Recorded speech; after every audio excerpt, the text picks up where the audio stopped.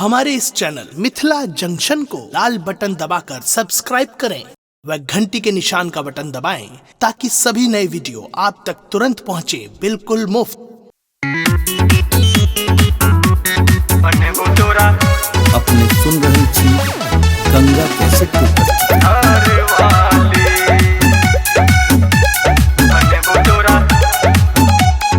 केसिया में गजरा छो, अखिया में गजरा छो, केसिया में गजरा छो, अखिया में गजरा छो, केसिया में गजरा छो, अखिया में गजरा छो, होठ में छो होठ लाली, बने वो तोरा घर वाली गे, बने वो तोरा घर वाली। केसिया में गजरा छो, अखिया में गजरा छो, केसिया में गजरा छो, अखिया में गजरा छो, केसिया में गजरा छो, अखिया में गजरा छो, होठ में छो होठ लाली, बने वो तोरा घर वाली गे, बने वो तोरा घर वाली, बने वो तोरा, बने वो तोरा घर वाली, बने वो तोरा।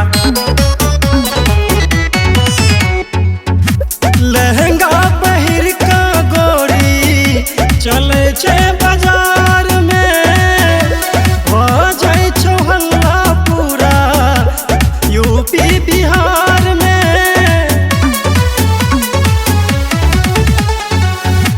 लहंगा पहिर का गोरी चले छे बाजार में, हो जाए छो हल्ला पूरा यूपी बिहार में, हो जाए छो हल्ला पूरा यूपी बिहार में। सबके तू लूट लिए हुस्न दिखा कर,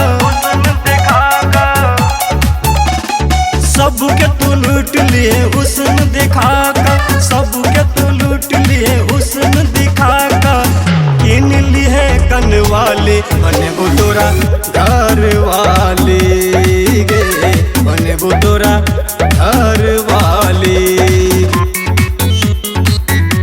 बने वो तोरा घर वाली, बने वो तोरा। देखते त मन में करी तोहरा सा प्यार गे, सज सवर का करिए तू इंतजार के।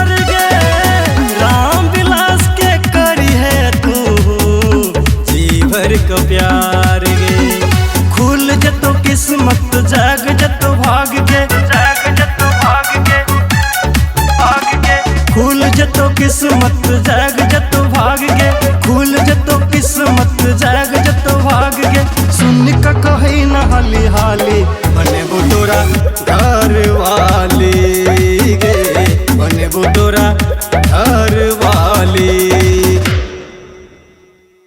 हमारे इस चैनल मिथिला जंक्शन को लाल बटन दबाकर सब्सक्राइब करें व घंटी के निशान का बटन दबाएं ताकि सभी नए वीडियो आप तक तुरंत पहुंचे बिल्कुल मुफ्त।